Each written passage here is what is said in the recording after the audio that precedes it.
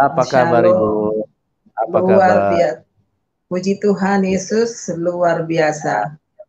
Haleluya, haleluya ya. Sudah ada Haleluya. kelegaan ya Bu, karena sudah kembali kepada Tuhan Yesus ya. Puji Tuhan Yesus, ada penuh damai sukacita, sejahtera. Ya, oke, luar biasa. Terima kasih Ibu Purnama sudah hadir di studio untuk berbagi, untuk memberkati teman-teman yang ada di link ini, sehingga Tuhan Yesus semakin dikenal ya oleh manusia bahwa Dia adalah Tuhan yang benar lewat kesaksian-kesaksian yang diceritakan oleh para narasumber. Ya. Dan sekali lagi saya ingin Amin. katakan bahwa kesaksian yang benar itu harus dialami, ya. Bukan hanya disuruh oleh pendahulu, disuruh oleh orang tua atau disuruh oleh orang-orang yang mengatasnamakan agama. Aku bersaksi bahwa Tuhan Yesus, tidak ada Tuhan selain Tuhan Yesus Kristus. Ya. Apanya yang menjadi kesaksian kalau Anda tidak mengalami? Aku bersaksi tidak ada Tuhan selain Tuhan Yesus Kristus. Dan Rasul Paulus adalah rasulnya. Nah kalau Anda tidak mengalami Tuhan Yesus, bagaimana Anda bisa bersaksi? Karena saya lihat ada bahaya sekali karena orang disuruh bersaksi tapi tidak mengalami Tuhan. Cuma mulutnya saja yang bicara, tapi tidak pernah menyaksikan Tuhan yang benar. Nah ini yang bahaya, ini kesaksian hoax itu. Oleh sebab itu dengarkan baik-baik kesaksian dari Ibu Purnama, dan saya tidak perlu panjang lebar lagi untuk berbicara karena beliau sudah ada di tengah-tengah kita, dan waktu dan tempat saya serahkan kepada Ibu Purnama Lubis. Silakan Ibu. Baik Pak, terima kasih banyak atas kesempatan yang diberikan kepada saya. Salam, saya akan berbicara kepada pemirsa dan saudara-saudara saya semua. Saya dari kecil sampai umur 23 tahun saya Nasrani, dan keluarga saya Nasrani, dan bapak saya adalah panitia di gereja HKBP. Memang kita diajarkan oleh bapak dan mama saya tentang keyakinan kita Kristen. Hanya saya yang terlalu keras hatinya dan merasa tidak membutuhkan bantuan Tuhan dan sebagainya lah, namanya kita masih remaja, masih belum tahu kemana maunya. Lalu saya itu ada 5 bersaudara, hanya saya yang menyimpang dari keyakinan saya Kristen. Saya memang selama Kristen ya bisa dikatakan kurang rajin untuk ibadah ke gereja. Mama bapak saya selalu menyarankan supaya pergi ibadah ke gereja setiap hari Minggu. Tapi sayanya yang tidak mau dengar kata-kata mama bapak saya selalu melawan apa yang dikatakan oleh orang tua saya. Saya waktu itu sudah disidih juga, tapi tetap saya tuh tidak nurut kepada orang tua untuk mengikuti ibadah setiap hari, kalau ibadah hari Minggu. Dan juga kalau ada kumpul-kumpul remaja-remaja di gereja, saya bisa dikatakan tidak mau ikut. Maksudnya orang tua saya bagus supaya saya ikut kegiatan di gereja supaya iman saya kuat. Tapi itulah yang namanya saya terlalu eh, nakal, membangkang kepada kedua orang tua saya. Jadi iman saya tidak teguh dan gampang kena hasut-hasutan dari teman-teman, dari lingkungan, dan juga benar-benar saya nggak mendengar kata-kata orang tua saya, dan saya waktu itu merasa udah hebat, nggak takut sama Tuhan. Saya terus dididik oleh kedua orang tua saya supaya rajin ke gereja, rajin berdoa, tapi saya tidak pernah melakukannya. Selalu saya melanggar. Saya benar-benar waktu itu benar-benar anak yang paling nakal di antara kita berlima. Saya selalu membangkang, nggak nurut nasihat orang tua, dan saya memang anak yang masih labil lah waktu itu. Maunya main terus ke mana sama teman-teman. Selalu saya berteman sama teman-teman yang di luar Nasrani. Jadi gampang saya dipengaruhi, dan juga saya selalu dimarahi mama kalau pulang tidak tepat pada waktunya, dan mama selalu marahin saya, tapi sayanya yang selalu membangkang. Mama bapak selalu mengajarkan supaya saya itu rajin berdoa, rajin membaca Alkitab. Bisa dikatakan sebelah saya tuh nggak pernah baca Alkitab. Jadi firman Tuhan itu sama sekali saya tidak mengetahui, dan sepertinya saya tuh kayak nggak takut sama Tuhan Yesus gitu. Lalu tamat SMA saya tahun 81, saya juga masih nggak nurut sama kedua orang tua saya. Selalu saya membangkang. Saya tidak pernah yang namanya nurut apa yang dikatakan orang tua saya. Padahal orang tua itu memang baik, maksudnya niatnya untuk masa depan saya. Tapi yaitu sayanya memang yang nakal. Tahun 82, 1982, saya ikut pelatihan di Balai Latihan Kerja di Jakarta. Selesai dari situ, saya ngelamar jadi pegawai honorer 1982 selama setahun. Di tahun 82 itulah saya kenal dengan seorang laki-laki. Saya pacaran, tapi kedua orang tua saya mengetahui kalau laki-laki itu Muslim.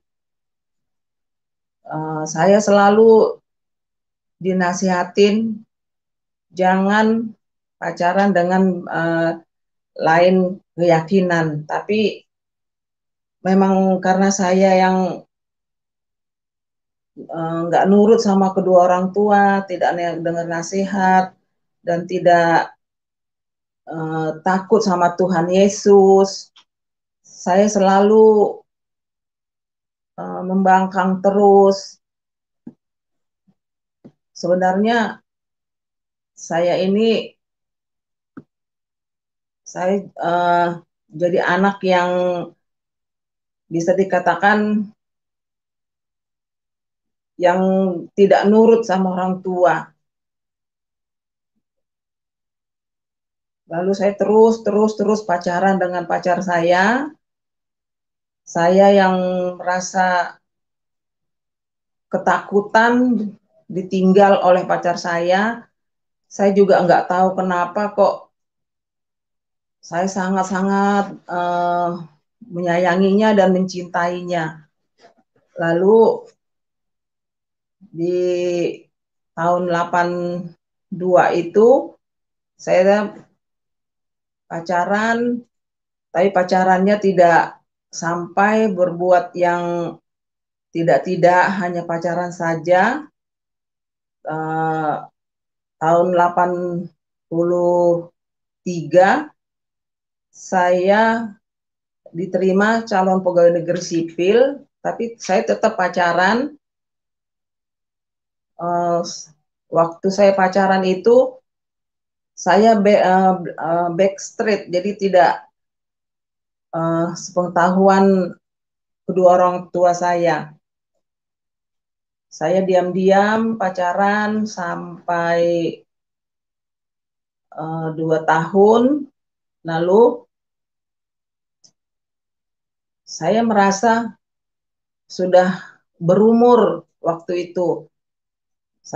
Lalu saya bilang ke pacar saya, gimana, apakah hanya begini-gini saja, saya bilang. Lah dia bilang, kalau kamu mau nikah sama saya, ya kamu harus ikut keyakinan saya. Nggak tahu kenapa kok saya kok mau nurut gitu sama dia. Tapi kepada kedua orang tua saya nggak nurut. Saya membangkang kepada kedua orang tua saya. Saya terus dimarahin sama mama bapak saya, jangan pacaran dengan lain keyakinan. Tapi sayanya terus yang ngotot. Saya juga waktu itu nggak ada berpikiran harus nurut pada kedua orang tua dan takut akan Tuhan. Saya tidak ada berpikiran ke situ. Lalu saya berdoa kepada Tuhan. Waktu itu saya belum Muslim. Saya berdoa pada Tuhan, Tuhan kalau memang ini jodoh saya mau nikah. Nggak tahu kenapa 84 itu saya mengatakan pada pacar saya sudah berumur, saya mau nikah, saya bilang. Saya mengatakan kepada bapak saya marah besar, dan bapak saya mengatakan, itu laki-laki hanya senang sama kamu hanya sementara. Dia hanya bertepuk sebelah tangan, kamu hati-hati. Tapi saya terus saja mau mengikuti kata hati saya gitu. Kenapa nggak nurut dengan nasihat orang tua gitu. Lalu saya bertekad harus nikah dengan suami saya. Sebenarnya orang tua saya sayang sama saya, tapi sayanya yang terlalu mengikuti kata hati, mengikuti kata perasaan, bukan mengikuti nasihat orang tua dan takut akan Tuhan. Saya terus ngotot nikah dengan suami saya, tapi orang tua saya tidak menyetujui. Sampai bapak saya sama dengan mama saya itu marah-marah terus, dan sampai Saya juga hampir mau bunuh diri, tapi enggak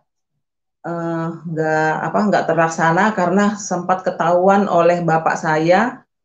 Akhirnya bapak saya hatinya luluh dan mengizinkan saya nikah dengan suami saya.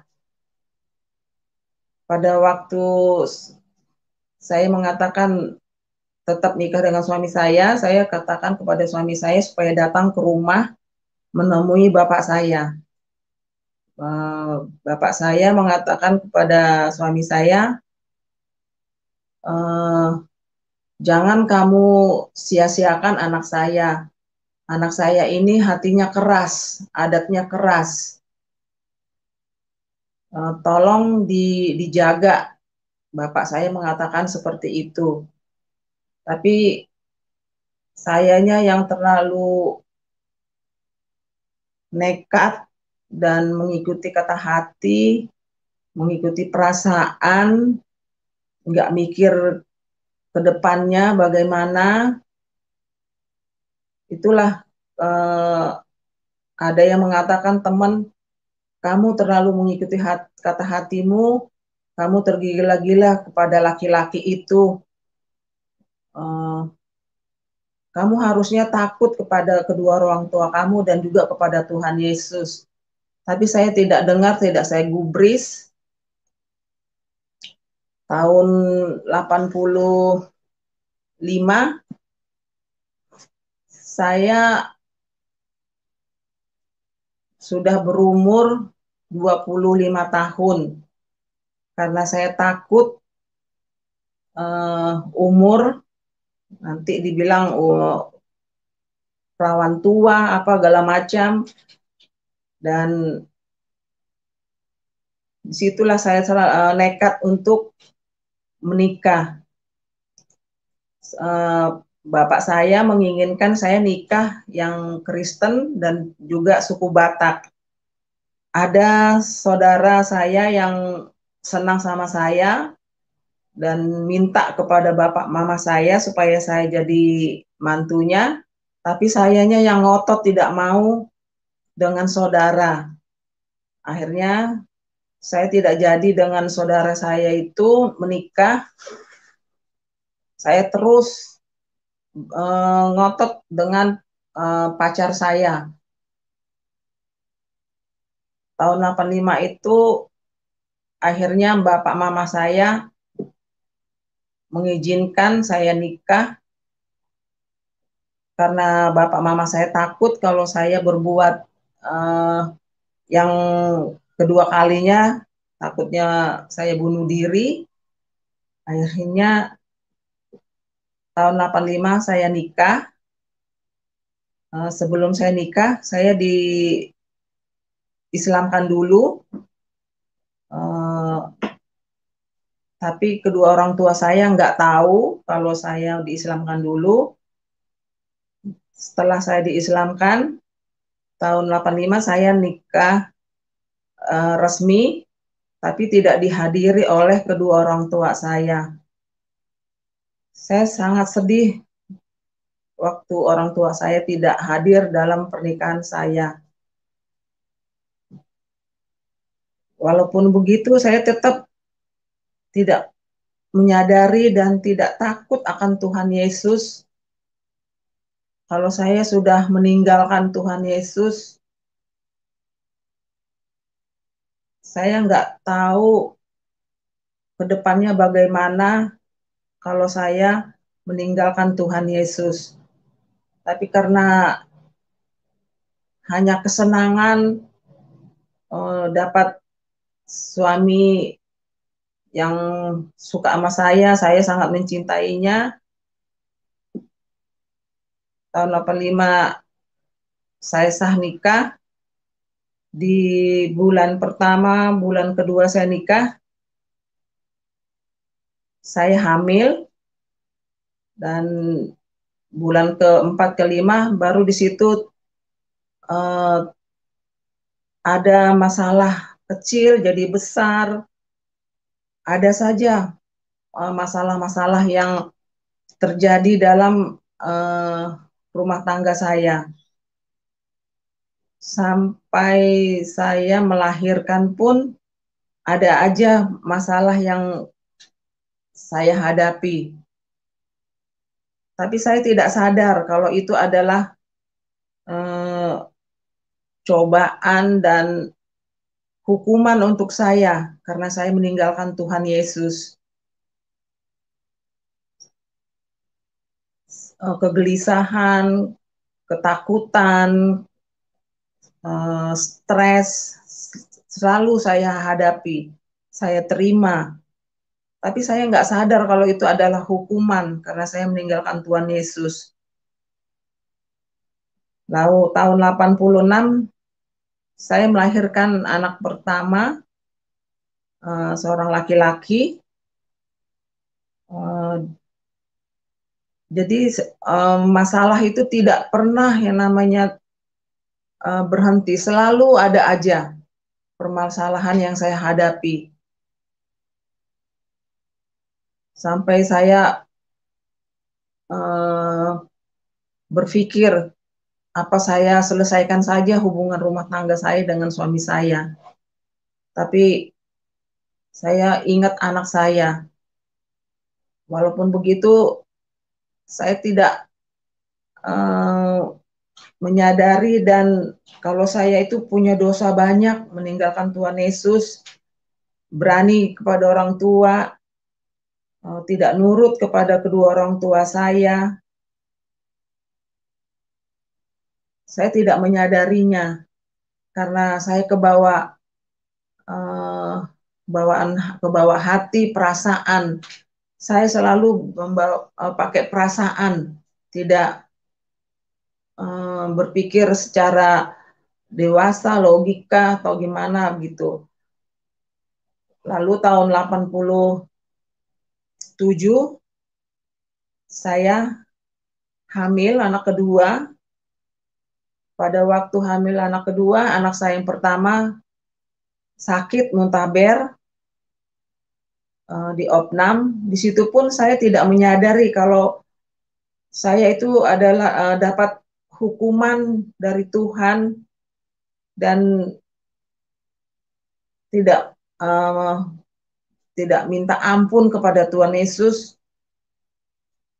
karena saya selalu memakai perasaan, bukan kedewasaan atau takut akan Tuhan. Tahun 87 itu anak saya 2 minggu di opnamnya di rumah sakit. Lalu pada waktu anak saya yang laki-laki mau sudah sembuh, mau ditebus, di situ saya tidak mempunyai apa-apa. Itu pun saya tidak menyadari kalau itu adalah suatu cobaan buat saya. Akhirnya saya minta tolong kepada atasan saya. Puji Tuhan, atasan saya menolong saya, memberikan dana untuk nebus anak saya keluar dari rumah sakit. Tahun 88 anak saya lahir yang kedua, perempuan. Masalah pasti ada, selalu ada masalah. Tapi saya tidak menyadari masalah itu adalah karena saya banyak berbuat dosa kepada Tuhan Yesus, meninggalkannya, dan juga kepada kedua orang tua saya. Saya tidak menyadari, tapi kegelisahan, ketakutan, kecewa, rasa takut itu pasti ada. Tapi saya nggak menyadari kalau itu adalah karena saya meninggalkan Tuhan Yesus. Saya tidak menyadarinya. Tahun 88 itu anak saya lahir, ada aja masalah. Sampai saya hamil yang ketiga, yang keempat, selalu ada aja masalah. Ketiga, keempat saya keguguran. Lalu tahun 94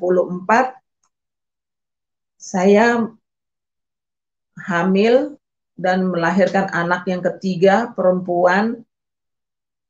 Itu pun ada aja masalah dari pihak suami, dari teman-teman, dari gangguan-gangguan macam-macam. Pasti ada namanya perselisihan antara saya dengan suami.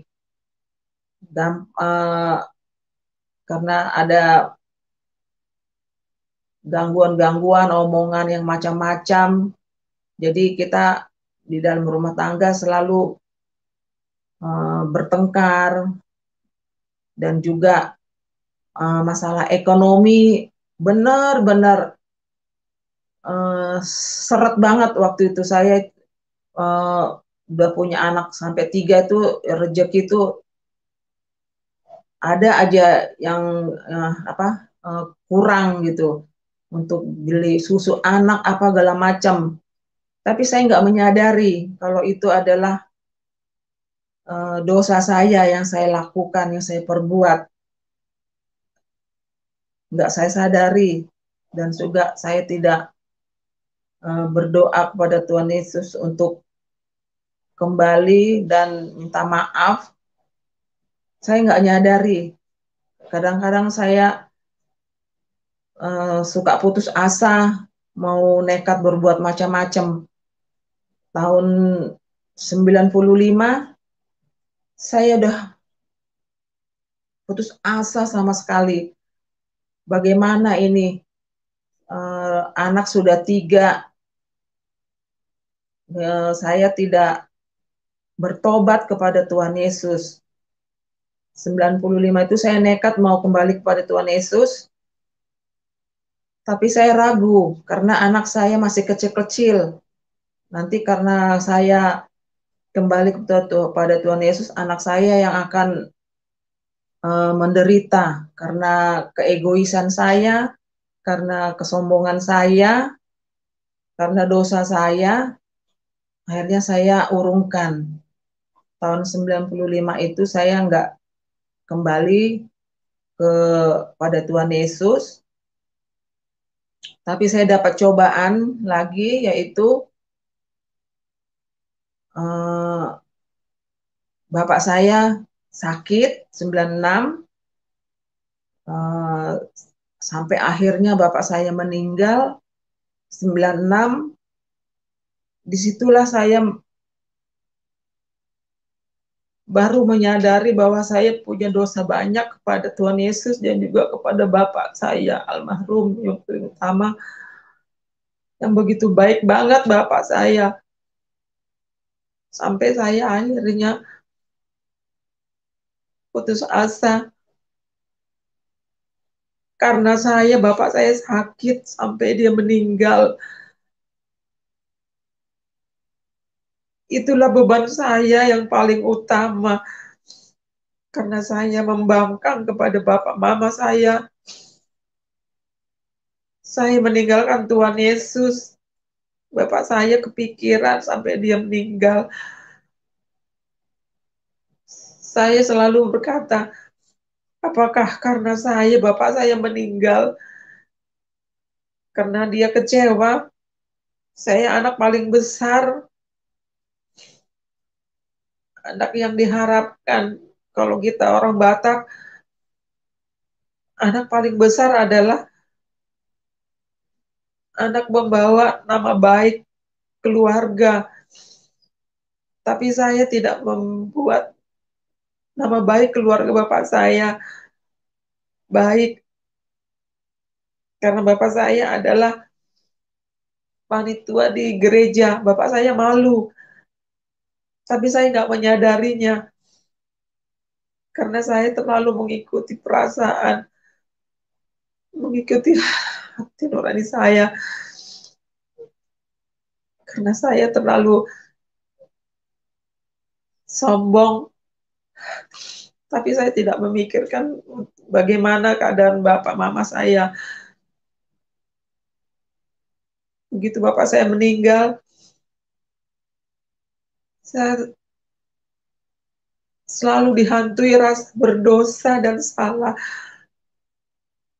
Hati saya makin gak tenang, gelisah, kecewa.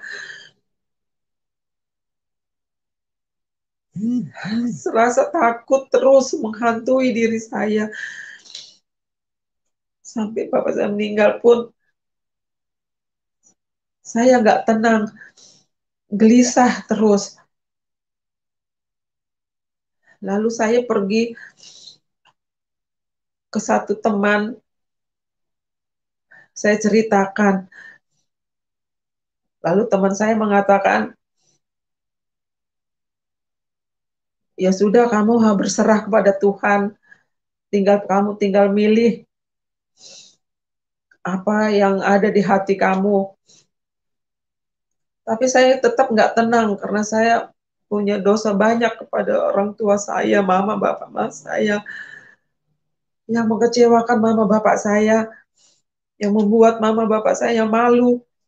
Malu di gereja, malu di tetangga, malu di keluarga.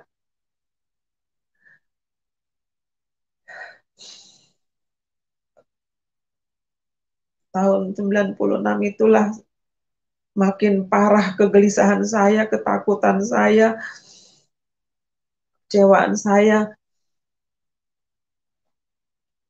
Akhirnya teman mengatakan, sudah, banyak berdoa saja, dekatkan diri kepada Tuhan. Walaupun saya tahun 85 udah nikah dengan suami saya secara muslim, saya jarang melaksanakan yang namanya sembahyang, sholat, saya jarang. Kalau ada suami saya baru sholat, kalau enggak saya enggak sholat. Lalu tahun 97 suami saya ngajarin saya supaya rajin sholat apa segala macam, tapi saya enggak melaksanakannya, saya selalu membangkang. Saya jadi bimbang, saya bingung mau kemana, apa yang harus saya lakukan. Tahun 2000 saya kena sakit vertigo. Baru saya menyadari ini adalah hukuman untuk saya, diberikan oleh Tuhan supaya saya sadar, supaya saya mohon ampun, berserah kepada Tuhan. Dan tahun 2000 itu pun saya dapat musibah, rumah saya kebakaran. Dan tahun 2001 ada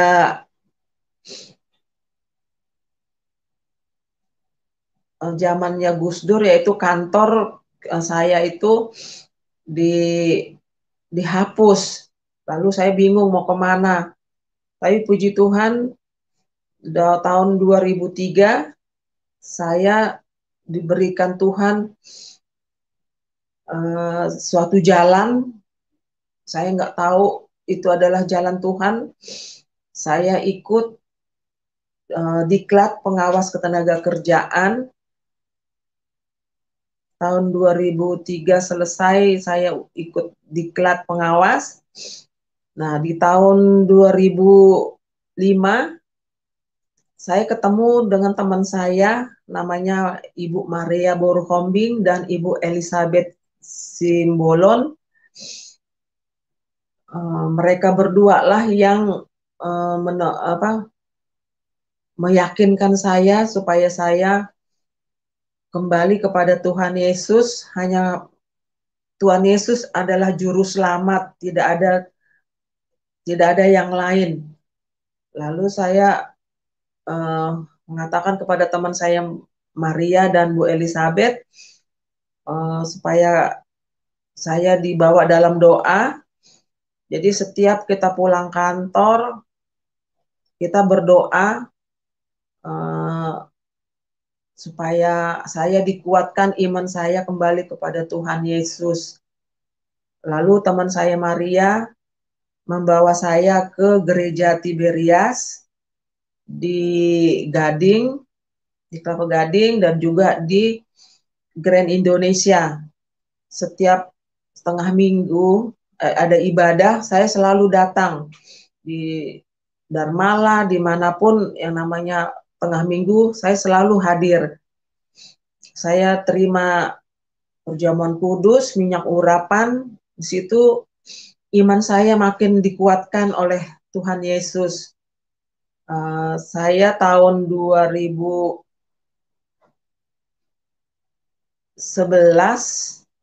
saya dibaptis di gereja Tiberias.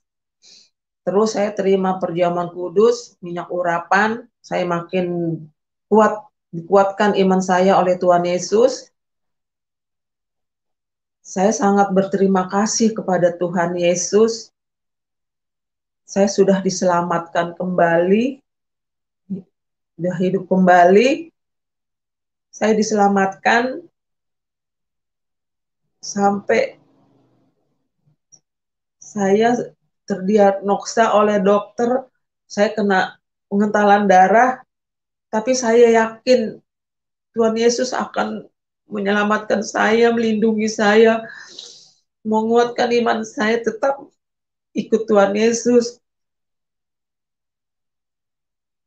Tuhan Yesus sangat baik, sampai saya sembuh dari pengentalan darah, karena saya terus terima perjamuan kudus dari gereja Tiberias. Saya dikuatkan terus imannya. Lalu saya ketemu salah seorang pendeta, saya ceritakan pergumulan saya. Pak pendeta mengatakan, ya sudah, cerai saja kepada suami. Tapi saya mengatakan, saya nggak mau cerai. Saya mau satu orang bertobat, seisi rumah diselamatkan. Akhirnya Pak pendetanya mengatakan, ya sudah, ibu harus bayar harga. Ibu harus imani terus. Jangan lupa banyak berdoa dan baca Alkitab. Ya puji Tuhan, saya sudah mulai baca Alkitab. Baru tahu saya firman Tuhan itu adalah terang bagi saya.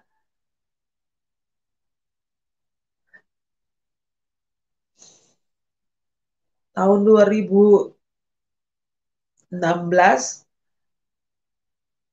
saya download Alkitab di HP. Ketahuan sama suami saya marah.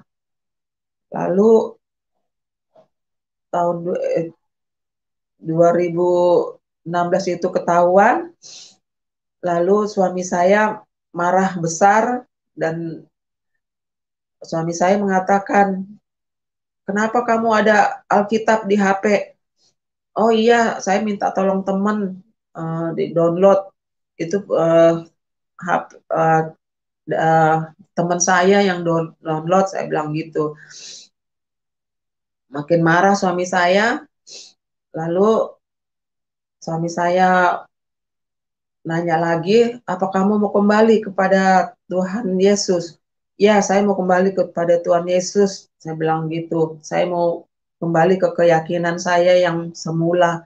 Lalu suami saya marah, dia langsung mengatakan bahwa saya adalah kafir dan haram kalau ngomong dan juga dekat.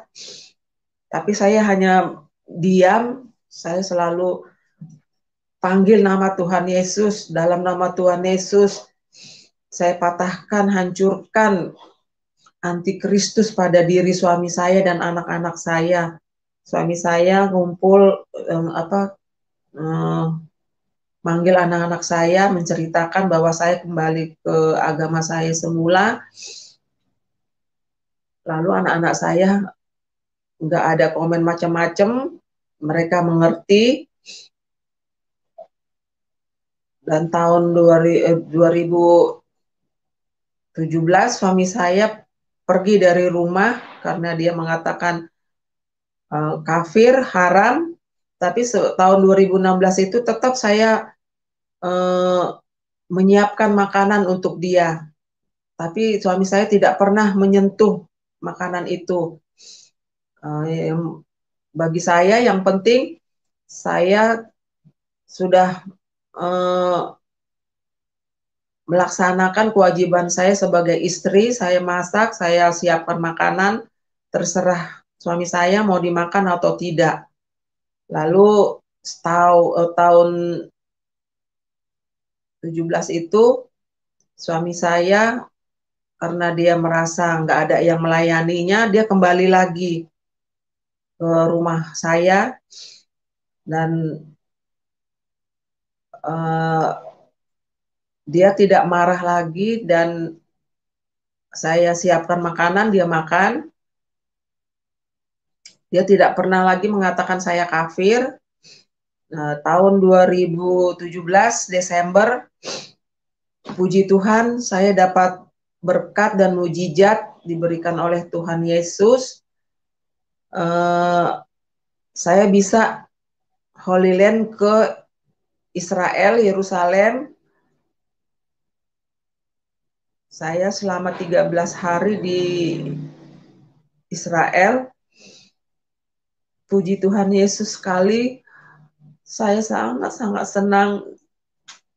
Saya tidak menyangka saya bisa Holy Land ke Israel. Sampai saya bisa naik ke Gunung Sinai dan berdoa di atas Gunung Sinai. Itu semua karena kasih karunia Tuhan Yesus, kasih sayang Tuhan Yesus kepada saya. Yang begitu banyak berkat yang diberikan Tuhan Yesus kepada saya dan mujizat.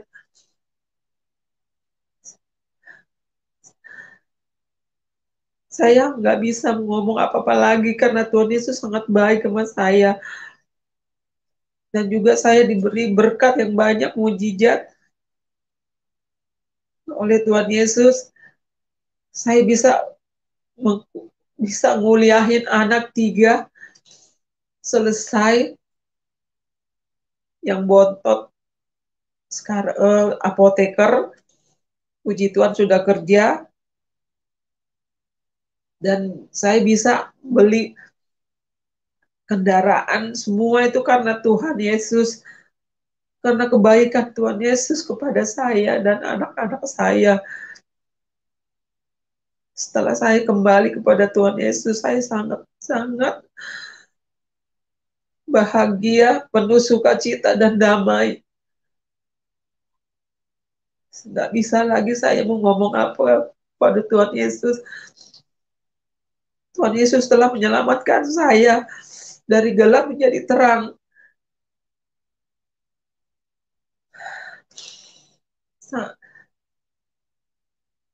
Sampai suami saya pun meninggal.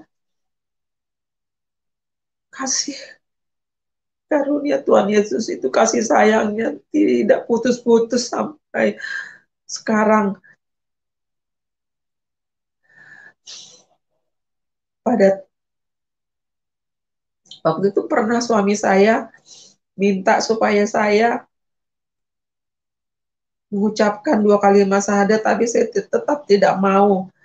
Saya mengatakan saya tetap kekeh kepada Tuhan Yesus. Saya hanya takut kepada Tuhan Yesus. Saya tidak takut kepada manusia, saya bilang. Akhirnya suami saya nggak mau lagi mengatakan bahwa saya mengucapkan 2 kalimat syahadat. Akhirnya suami saya menerima kalau saya kembali kepada Tuhan Yesus. Tahun 2020, suami saya meninggal. Sudah setahun suami saya meninggal. Saya penuh dengan sukacita, damai, tidak ada kekurangan apapun, selalu dapat berkat, walaupun sedikit saya bersyukur kepada Tuhan. Semua kebaikan Tuhan, sangat-sangat baik kebaikan Tuhan Yesus yang telah menyelamatkan saya, rumah tangga saya, walaupun suami saya meninggal dalam keadaan Muslim, tapi saya bahagia karena saya penuh dengan sukacita saya kembali kepada Tuhan Yesus. Saya hanya berdoa kepada Tuhan Yesus, satu orang bertobat, seisi rumah diselamatkan. Semoga Tuhan Yesus mendengar doa-doa saya, anak saya dijamah jiwa dan diselamatkan jiwa-jiwanya, supaya ketiga anak-anak saya bertobat kepada Tuhan Yesus dan menerima Tuhan Yesus juru selamatnya. Itu saja Pak kesaksian saya, dan terima kasih. Oke, baik. Puji Tuhan. Ya, adalah satu bukti nyata bahwa Tuhan Yesus adalah Raja Damai. Tuhan Yesus adalah Tuhan yang baik, Tuhan yang berkuasa, di mana apa yang dialami oleh Ibu Purnama, sehingga itu menjadi satu pencerahan buat kita semua. Kalau orang meninggalkan Tuhan Yesus, justru hidupnya akan stres, akan kacau, dan akan mengalami banyak hal yang merugikan. Dan yang paling berbahaya adalah bisa terhilang keselamatannya pada saat meninggalkan Tuhan Yesus terus kemudian mati. Nah, ini yang kita harus renungkan baik-baik. Siapapun kita sebagai orang yang sudah percaya Tuhan Yesus, jangan sekali-sekali tinggalkan Tuhan, karena tidak ada kedamaian di luar Tuhan Yesus, tidak ada ketenangan, tidak ada satu pribadi pun yang bisa mengubahkan hidup kita kecuali Tuhan Yesus.